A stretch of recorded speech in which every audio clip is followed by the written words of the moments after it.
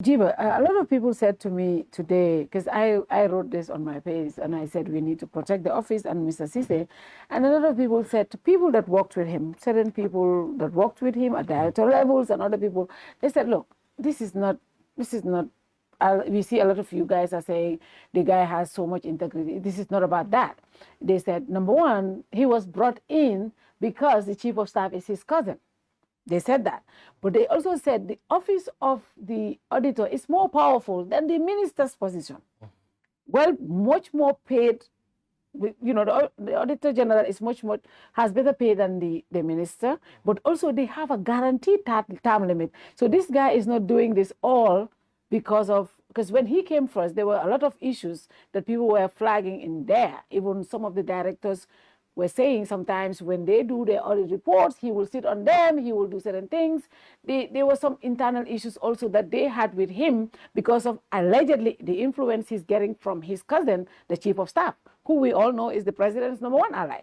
So people are saying this is not about integrity or stuff, but this is about self. What do you say to that?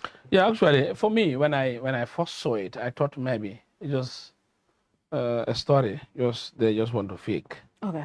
So after all, I consulted. I said, I think this is true. Because what I thought was Mr. Boy, how to call it, Juf, his background, and also taking up the leadership of defense. Yeah. So for that end, I didn't go into detail because I know ministerial positions in the Gambia are all based on political appointment. Yes. Because if it was a standard country where it have standard constitution where the parliament is vested to employ ministers.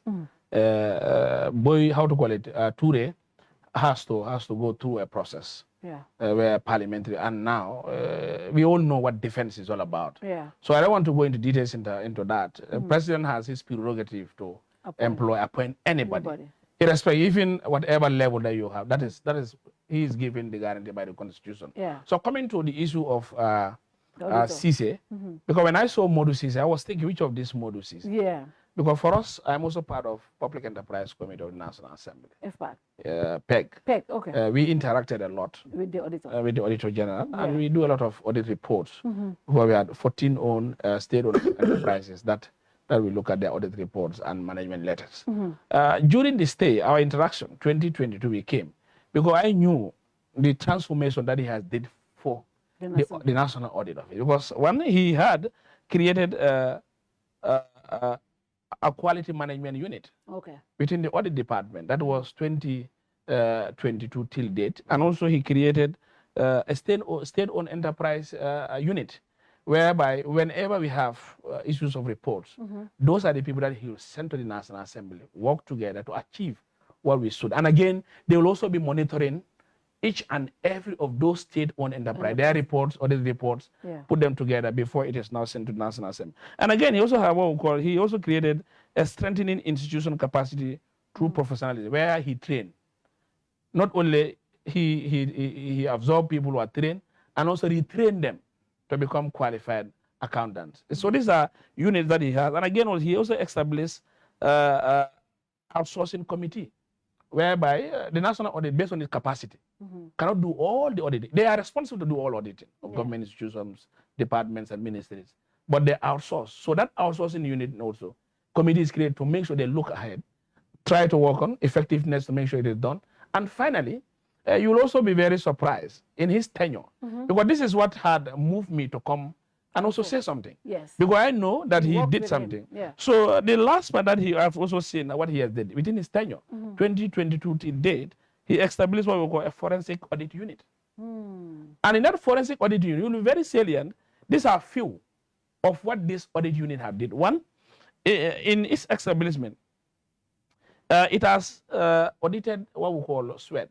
That is Sub-Saharan Women Enterprise, so empowerment and demographic dividend plus that project. You know, about in the editing, the revenue loss that they had came across about 37 million revenue loss to that project.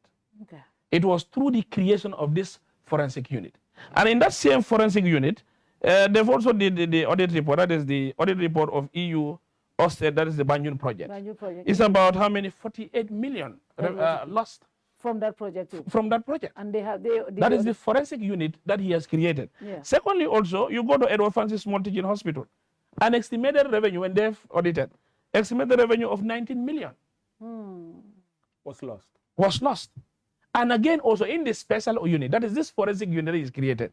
Also, you go to the audit of, the Department of Parks and Wildlife under the Ministry of, Environment. Yeah. The estimated revenue loss was $180 million. It was through this forensic unit that he's created. Secondly, just to conclude, also in the GIA, that is Gambia International Airline, audit that they did, the special audit that they did in GIA, about 7 million revenue lost. Okay. So this was a unit that he has created. So what I was thinking, that he came this far, and plus... But before you go, where are the reports of all these audits? No, some of these reports have been shared. For GRA, we've talked about it, it has been sent to public enterprises. Some of these reports are already in public view. The Banjul Plus report. I know the Banjul audit. So this is the thing. Swed also is the same. Where is it? Is it published? No, I didn't see it. What I'm saying, you know, when audit sends their report, the mandate is to the cabinet. They do the needful, goes through the National Assembly for scrutiny. Yeah. It's just, for example, now, when they did the audit report of COVID-19, yeah, it was sent to the National Assembly resolutions. Yeah. The resolutions were sent to cabinet. Yeah. Now, we, the National Assembly, and also the audit office cannot so charge. But no, but what I'm saying, the audit, when they do these reports, they are supposed to publish them. No, they cannot do, you know, they send. They send to government. Plus the National Assembly for onward delivery. The resolutions are generated, sent to cabinet for implementation. Yeah, but what I'm saying, you know, they have audit reports in their websites. Yes. And they share with the public. You know, that, you know, before sharing, you are saying, before sharing, where does it go through? You know, before sharing, you know, you send them. Okay. When it is shared and validated, put in the National Assembly, then they will now anchor into their website. Okay. It's a process. Okay. They cannot do auditing, and now they populate without reaching the National Assembly. Okay. So when it reaches the National Assembly, it is now no more theirs. It is in the hands of National Assembly. They will also say, okay, this is what we did. National Assembly came with these resolutions. They will also take that and say, okay, hence we did this auditing so and so and so. This is what we had gone. So it's a process. Okay. So audit itself alone, there are limitations in which they do. They do. For example, their bill also is lingering around. I don't know whether you've also heard that. They also had a bill that they want to make sure they update their laws in order for the autonomy. Audit is an autonomy unit. Yeah. But if the bill is catching them somewhere else, yes, at the end of the day, for them to do effective auditing is a problem. It's a problem. Because today, they can come and audit you. The president says audit is an opinion. And now they can even say, but when they're satisfied and say, this is what had happened, you know, audit cannot so charge you. Because they don't have that mandate. They don't. They will send to National Assembly. National Assembly come with resolutions. National Assembly also cannot so charge you. They will send to the police. Police investigate, and now it goes to cabinet. Yeah. Cabinet will now say, okay, Fatu, you are asked this. Gibba, you are asked, doctor, this is what you did. We are putting X, Y, Z. So when you do everything, send to the cabinet, implementation is not done, it becomes a challenge.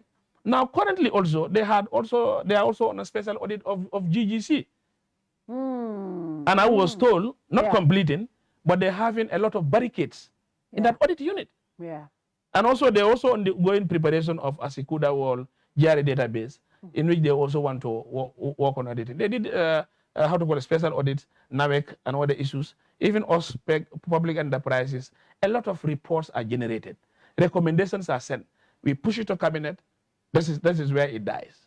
So here, you may say, okay, blame Parliament, blame National Audit, but the outsource of all what we are generating now is at this end. And I can tell you for free, the recommendation of the police of the audit report of GPA, we've been made to understand that staffs who were so charged based on investment of funds have been reinstated to work and asked to pay.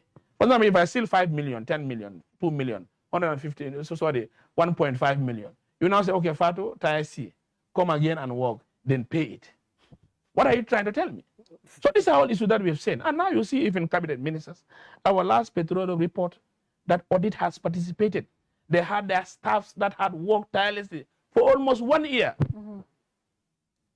Where does it? We have sent it. Yeah. That report will die. So now, would they blame the audit report and said, audit has not doing what national is not doing that. And now we've had ministers that are saying that there are no fact findings that are showing that these people could do whatever be done. So all these are issues that I think the general knows. And for me, CISE that I know, we've interacted because I knew this. Yesterday I was saying this. Yeah. I said it is going to be very difficult for him to take the position. Yes, not because salary pay, not because audit is more powerful, not because prosperity of the time you are mandated, but I also think that he has that integrity of self-reliance and also his accountability towards what he believes. Because I know CISE is not more of averse into the aspect of trade and industry. He is confined into a special skills. So where he is, better perform. And the other thing that I also think that he didn't want to move on is, if he goes today, if he goes, he has a lot of assignments. Ministries, departments, and agencies. The 2020 report, I think released it when, I don't know whether it's released or not yet released. They're almost finalizing it. And I'm telling you now, the audit is entering into the corners of government now. I'm telling you this. And here I think CISE, we need to, that's why I came out and asked the president. If he really wants accountability and transparency, he should leave the man to do his work. Because if I had somebody who said, you know, your compound, these are dates that are there, I'll help you clean this, whatever. When I give the person now, why should I say, okay, in fact, I don't want you to clean this compound in where I'm staying now. I am pushing you to another designation. When you've mandated me, give me a contract for a period and said, this is where I want you to be stationed, help me clean this. So if you remove a particular person, you're not saying a signal that something is wrong somewhere. And again, the person that you're bringing, because I believe, for example, if you want change and you want institutional memory, continuity that you are asking, we have Auditor 1 and Auditor 2. We have serious. Now, generally, if Barrow was in line, he can say, okay, CISE go. First one, so the Auditor 1, can you take the position? Then people will see the ladder will come up. People will say, okay, feel this. We are now seeing continuity of what CISE will do. But that is the trend, though. That's how CISE came also. No, I understand. That's the trend. No, I understand, but I'm just saying to you. That's not CISE's problem. I'm saying government. Yeah, that's what I'm saying. You know, if so is the case, what I'm just saying now is, I am not trying to qualify how CISE came. I am trying to qualify what they have did. If he leaves this position in this moment, and I'm saying whoever comes, we have only 1 year to election. I don't know whether you understand the tactics. I understand. This is that's why I said something is fishy. Something is fishy somewhere. And I think the government need to come out and tell people what had heralded that mentality of coming CISE. Because this is why I say so, is this. You know, we have almost a year to elections. If CISE agrees and moves to trade, a new person from internal audit will come. If you come, each and every individual leader has his way, the way he wants to do it. He can even take you 1 year to settle down. All audit reports that they have started, they can even say, no, close this. Hold this, get this. I want to start this. I want to start from here. So this is why I'm saying, if it is me, I'm not surprised that CISE will decline. I'm not surprised. But I think he did it for the best interest of this country and for the best interest of where the audit, National Audit Office is heading. They have sober people who are ready to work, and they don't bend in any other issues. Even we meet them in parliament, we meet each other in reports, they are straightforward. So what I believe is the president should understand. And if it is me, if he said he's declined, let him leave him in his position. Because if he said, no, therefore I'm removing you, on what basis? On what grounds? It will now be a legal battle. That legal battle also will hinder the process of auditing. Go to court. No, don't go there. Don't enter the office. We are sending to court. Be leave of administrative leave. So let's wait and see what will be the response of the government. Whether they did it with all good, or they did it if he refused and they say we are sending administrative leave, let's go to court, we battle there. Then either somebody will act and see the delay. So let's not underrate some of these issues. But because the reason why I'm saying this is currently the pace in which national audit is going is alarming. And they're digging a lot. And it's becoming out. It's coming out. So what I want to get fact here is this. If I was the president, the way he's doing and unearthing issues, I'll be fully ready to support him and be an implementer. Yeah.